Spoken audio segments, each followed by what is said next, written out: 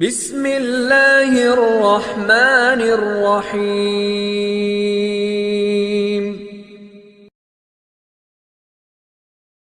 हमारे चैनल को सब्सक्राइब करें और नई अपडेट्स के लिए घंटी के बटन को जरूर दबाएं। हजरत हुसैन पे अहले बैत की राजी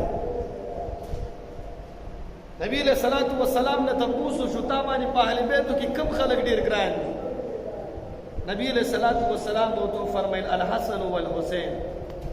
दा दुआना मा त पे अहले बैत की ढेर ग्रान खलक रिवायात की राजी उम्मुल फजल खूब वلیده چې د نبی له صلوات و سلام د بدن نه یو ټوکړه پریوزي او زما غېږې ته راځي دا د نبی له صلوات و سلام خینی وه د میمونه رضی الله تعالی عنها خور وه ده د خوب ولیده چې د نبی له سلام د بدن نه یو ټوکړه بیلیږي او هغه وایي زما غېږې ته راځي وایي زه ډېر زیات خفه شومه ما ویل چې دا څنګه د رسول الله مبارک نه غوښه بیلیږي او ما په غېږې ته راځي وایي زه رسول الله مبارک ته لاړم چې ای د الله رسول صلی الله علیه وسلم وایي بیګا ما یو خوب لیدلی چې ستا د بدن مبارک نه غوښه پرېوته او زما غېږې ته راتله زه ډېر جان پریشانه شومه ځکه تا ته راغلم نبي علیه صلات وسلام ورته وفرمیل چې د پریشانتیا خبره نه ده دا د خوشحالۍ خبره ده الله پاک به فاطمه رضی الله تعالی عنها ته زوی ورکوي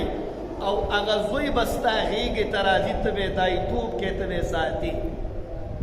بس مې زما زړه خوشحاله شو چې زه ښه دی چې دا خوب ډېر ښایسته تعبیر دی وایي لږه موده تېره شوه چې حضرت حسین رضی الله تعالی عنه را پیدا شو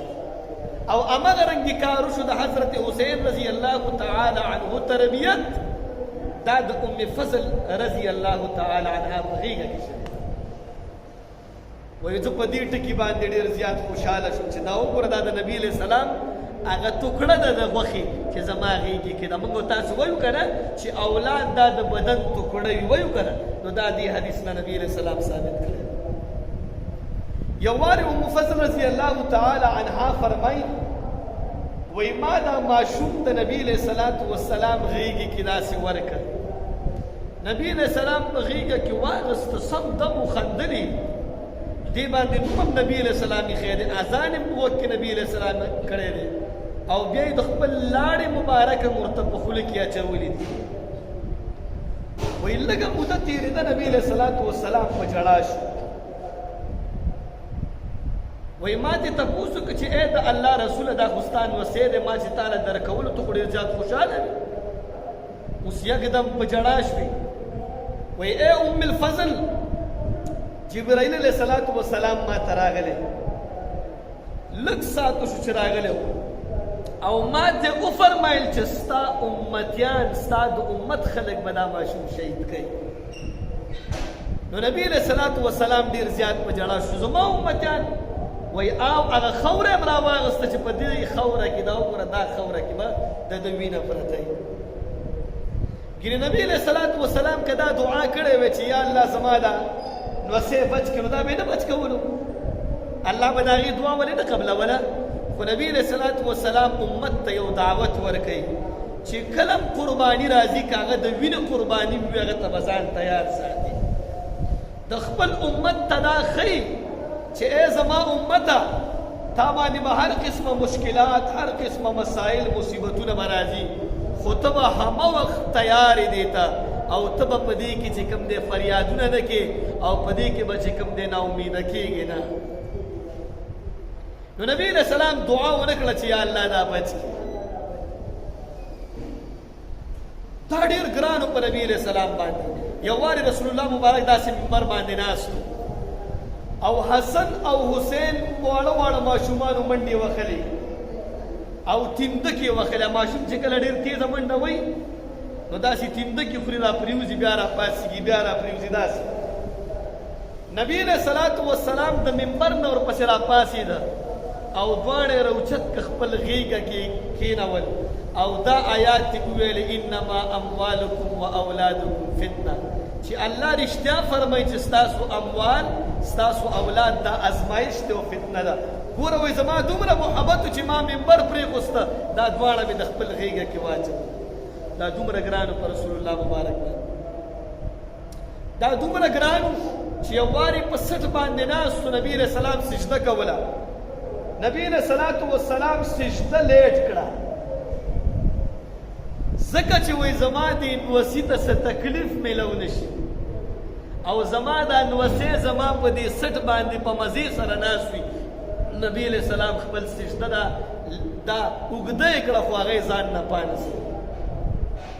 یو وارې وایي حضرت حسن رضی الله تعالی عنه د نبی علیه السلام په دې کندې باندې ناست و یو صحابي آواز وکړو چې نعم المرکب و نعم الراکب، وایي څومره ښایسته سورلی ده او څومره ښایسته هغه کس دی چې په سور دی. دا ډېر ګران و نبي علیه الصلاة وسلام. ځکه خو نبي علیه الصلاة وسلام فرمایي سیدا شباب اهل الجنه الحسن والحسین، د ځوانانو سردار به په جنت کې دا او حسن او حسین دی. بل ځای کې فرمایي وایي سیدة نساء اهل الجنه الفاطمه، د جنت د سردارانو د جنت د ښځو سردار دا به فاطمه رضی الله تعالی عنها. بل ځای کې د علي صاحب باره کې فرمایي نبي علیه الصلاة وسلام انا مدینة العلم وعلي بابها، زه د علم ښار یم او علي دروازه ده. ښار ته چې ننوځي په دروازې به ځي، نو د دروازې په ښار کې ډېر اهمیت. مخکې به داسې کېدل که تاسو خیال کړي وي دا د سرکۍ دروازه ده او دا د کوواټۍ دروازه ده، مخکې به دروازې وي په دې ځایونو ته به چې تللی. نو دا دروازې کې چې ننوځي سړی ښار ته ځي، نو علي صاحب دا دروازه ده د ښار. د علم ډېر روایات د علي صاحب نه شوي، د علم د ډېرو مسایلو استنباط د علي صاحب نه شوی دی، د فقه د مسایلو ډېرو مسایلو استنباط د علي صاحب. نو دا د نبي علیه الصلاة وسلام اهل بیت، او نبی علیه الصلاة وسلام د خپلو اهل بیتو سره ډېره زیاته مینه وه. په ټول انسانیت کې چې زما وایي محبت دی د خپلو اهل بیتو سره دی. دا نبی علیه الصلاة وسلام ته ډېر ګران خلک